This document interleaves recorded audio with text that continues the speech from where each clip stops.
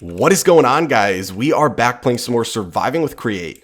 Today, guys, we are finally going to be setting up the crushing wheels. We've been working towards it for multiple episodes now. We finally got all the prerequisite machines crafted so that we could make the crushing wheels last episode, and they are sitting right here in all of their glory, ready to be set up and ready to process all the ore that I've been holding on to that I don't want to smelt down yet because I want to get a better return on investment for all the time that I put in mining.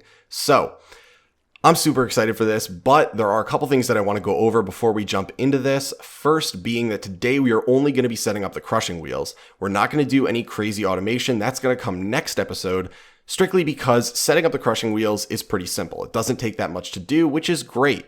But automating it, making our lives easier, that actually gets a little bit more complicated. It also looks absolutely awesome.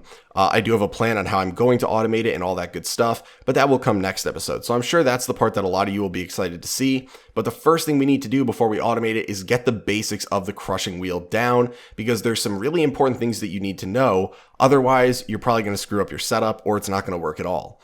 So we can grab out the crushing wheels, and then the only other thing that we actually need to make for today's episode is going to be the encased fan. And we're actually going to make two of those because we are going to be using one per crushing wheel. So pretty much all the stuff that we need should be right in here.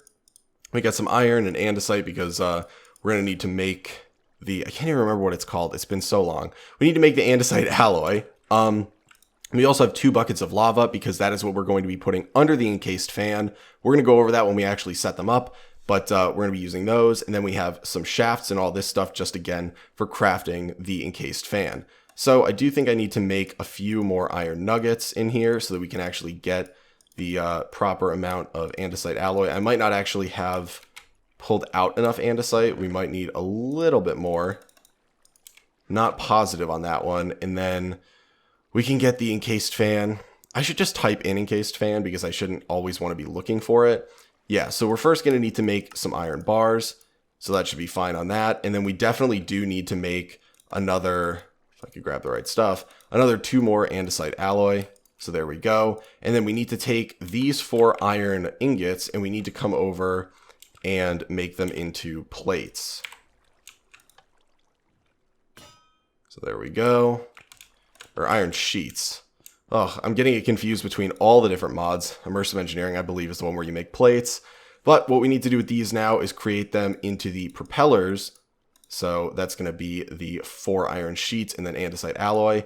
And we get 2 propellers. We need 1 per, so then we can go over to the encased fan. Someone told me there's a hotkey that you can use to bring up the most recent recipe.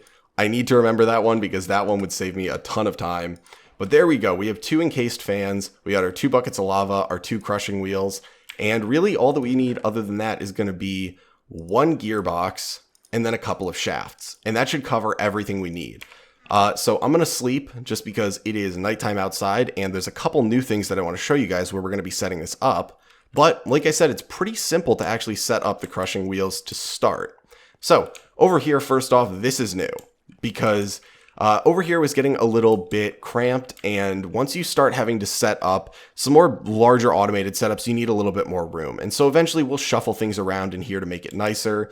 But what I decided to do is put a little addition on over here. Nothing super fancy, nothing's actually going to even go in here today, but we're going to go out here now, and I have this nice little, what I assume you would call a little patio area, and this is where we're going to be setting it up, right over here. Now, the main reason being is because with the lava or fire that you are going to put directly below the encased fan, you run the risk of lighting things on fire. So, obviously a base being made of wood, you don't really want to have lava close to. I believe the rules of lava is a 3x3 area directly above the lava, and then a 5x5 area above it by 1 more block. That is where the fire can spread. So we've pretty much made it that lava is going to go here, and that should be the 3x3 area above it is fine. And then the next, the 5x5 area above that also has nothing that can catch on fire.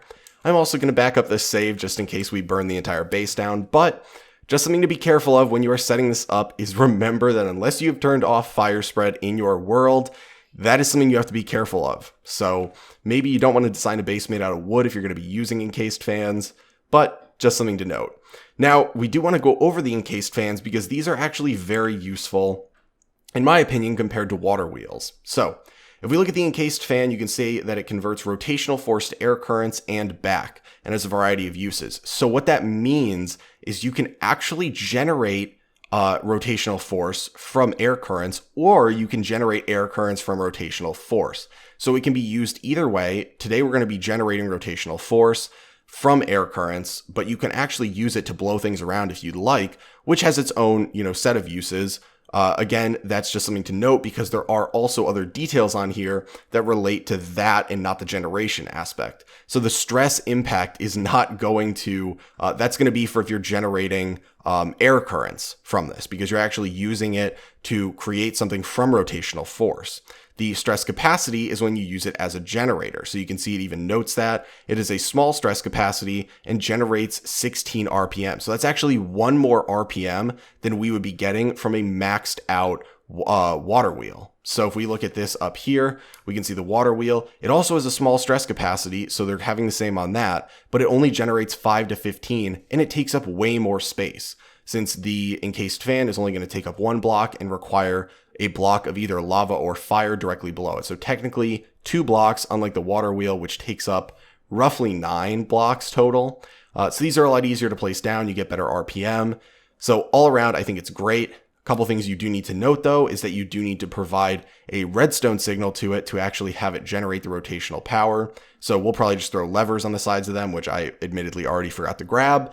And then on top of that, you can put both fire below it or lava. I'm putting lava just because it's a personal preference. But it needs to be immediately below the encased fan. You don't want to have any space between the lava and the encased fan, and the fan portion of it actually needs to be facing down, which means that you are going to have the rotational portion coming out the top. So what we want to note is that the crushing wheels are going to go somewhere, and then we're going to base where we actually put the fans down based on that, because we want to make it as easy to actually transport the rotational force as we can. So what I believe we're going to do is be putting down the first one. We actually need to move it up one. So I need to grab out, if I have, we'll just put down a shaft here to do it. This is it's super lame to do it this way, but it actually should work fine. So right here we have the crushing wheels. So they need to be oriented like this, where you see the teeth are pretty much connecting right in the middle. So you're actually going to have one block in between them in the middle where, compared to where you're placing them down. And that's just because the teeth need to connect. If you imagine when these start grinding together, you are going to want to have the item going right in between where the teeth would just be grinding them, and then have it drop out the bottom. So pretty realistic in how that works. The next thing we need to note, the most important thing, is they need to be rotating at the same speed in opposite directions, and those opposite directions need to be inward. Okay, so this wheel needs to be rotating counterclockwise, and this wheel needs to be rotating clockwise at the exact same speed.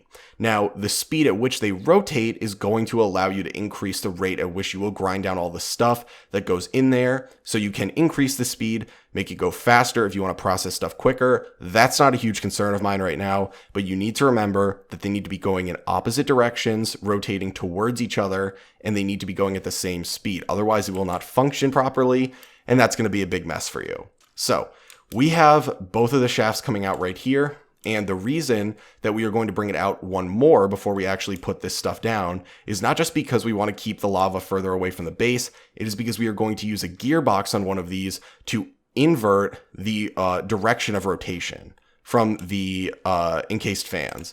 So that's really a simple way if you want to use the rotational force that'll be going in the same direction, and then quickly flip it over for one of the crushing wheels. I think we already discussed it, but gearboxes, if you go directly across from where you are inputting the rotational force, it is going to flip the direction that it's going. So we'll have to figure out which of these is going to be spinning in the wrong direction, and then throw a gearbox down for it once we actually put the fans down. So we're also going to need to have a second gearbox directly above the fans that makes it go from a vertical rotational force to a horizontal one. So that's ideally going to be right here. And then we are going to, right at eye level, then the encased fan is going to be right above here, and the lava is going to be in the pits I already dug in the ground. So we'll put this down here. We'll put this down here. Pray that nothing catches on fire. And then we need to put the encased fans down. And it would be really nice if I actually had some blocks to work with here. So we're just going to grab some of this dirt for putting these down. We should be able to rotate them, I believe, with the wrench. So let's come up here. So the way... Wow, so can we actually not properly rotate them? Okay, well, then we may need to pick this lava back up. I don't know if there's a way to rotate them properly. See, because if you put it down and you go on top, you're rotating the fan to the direction that you're facing. So what I might do is just come down here. We'll put this here, and then we'll get the fan going down. So then we can come over, and we got to make sure we grab this lava too. But we can put the lava down here then, and then we can put the sand and dirt back down, just so we don't accidentally step in that. And that's another nice thing, is that it's going to be completely covered for us, thankfully. So there's no risk of us accidentally stepping in it at some point. But then we'll come back here. We'll do the same thing. Now, there might be something I could hold. I know it's not shift. You definitely don't hold shift to rotate it opposite the direction you're facing. There might not be a better way to do it. I don't know. But I'm sure you guys will let me know in the comments. But now these are oriented properly. So the only thing we need to actually do is go and make 2 levers. I might already have them somewhere, but we need to make 2 levers so that we can... Do I have them anywhere? No. So that we can turn these on. All right, well, we have sticks there. We got some cobble there. We should be fine. Grab 2 levers from there, and there we go. So we'll just flick these on, and they will start generating the rotational force. So we'll put the levers on the back here so we don't have to see them. And there we go. So you can see they're spinning in the same direction, which for us is actually not what we want right now. So that's not really an issue most of the time, but specifically with this, it can be. It also gets a little bit more complicated if you want to use just one rotational thing to get both of these going, because then you need to make sure that you are, bringing it to one and then rotating it when you come to the next one. But either way, you're still gonna have to do it with, whatever method you use. So I think we're gonna need some of the other gearboxes, so we can grab those out because I'm too lazy to go back inside and get them. And we want to rotate them like that so that it pushes out this side. And you can see, again, that they're spinning in that direction. And it looks like this one over here is going to be the correct direction. So we connect it. It's going at 16 RPM. And this is making it rotate counterclockwise, which is exactly what we want. We want it to be rotating inward towards the other wheel so that it is grinding the teeth together. We want both of them to be grinding sort of down into each other. So this one is the one that we are going to have to invert the way it spins. And the easiest way to do that is just by putting down another gearbox. It's a cheap, easy way to do it. And boom, we immediately have both crushing wheels spinning at the same exact speed, which should ideally be 16 RPM. Eventually, once we get the goggles, we'll be able to see the stress units and RPM and everything that stuff is rotating at. But it should be rotating at 16 RPM because that is the speed at which both of those encased fans are going to be going at. And it looks like it's almost causing me to get like weird sort of FPS drops. I don't know. If it is, and it's not just me being crazy, then we'll be able to actually have like redstone to turn the stuff off with. But what we should be able to do now is run inside and grab some of that iron ore and toss it in the top. Obviously, this is not ideal because I think that should have gotten it in there. It might have gone over. I'm not positive. Let's see. Did it go over? Yeah, it did. Okay, well, we'll hop up on here and toss it in there. There we go. Okay, so we got it in the middle, and out the bottom comes our iron. And there you go. You see one of the main things that I mentioned, which is that you are not going to get as great a return as other mods would offer. So again, just to reiterate, that is one of the downsides of ore processing in Create, is that unlike things like Mechanism, where you are getting 5 times ore processing late game, and plenty of other mods that have better ore processing, or even guaranteed rates of ore processing, even if you're only doubling it, at least you are guaranteed to double it. Here, you are going to be having a 30% chance of getting 2 additional crushed ore. So at least you get 2 additional and not just 1, but you have a 30% chance of that. So it's way worse in terms of return compared to a lot of other late game ore processing methods. But come on, guys. I mean, look at this thing. It looks absolutely phenomenal. So Like I said, next episode, we are going to be going over how to actually automate this, which I think is going to be a lot of fun. We're going to be getting into using different types of belts, things like that for automated movement of items, all that good stuff. And it's going to look really, really awesome. We're also going to get into automated pulling and putting into chests and stuff like that. And then potentially even seeing if there's any way, I'm not sure yet, to do any automated smelting down, all that good stuff. So I would look forward to next episode, but I wanted to get the basics down with you guys before we jump into that. But hopefully you guys enjoyed today's episode. If you did, feel free to give it a like. And if you have any questions about this, I don't think most people will, because this is a simple part. Next episode, you probably will. Post them down in the comments or any suggestions on what you guys want to see next. But I hope, again, that you guys are staying healthy and safe with everything that's going on in the world right now, especially in certain places. I know it's getting better. Certain places I know it's getting worse, but I'm wishing all of you the best. And I hope you're able to find stuff that you can fill your time and actually enjoy during all of this anyway. But that's going to be it for today, guys. Hope you enjoyed the video, and I will talk to you later. Standing in a glass bowl at the end of a black hole, cold, lost and upside down. Faces swirling past me, all my memories rolling.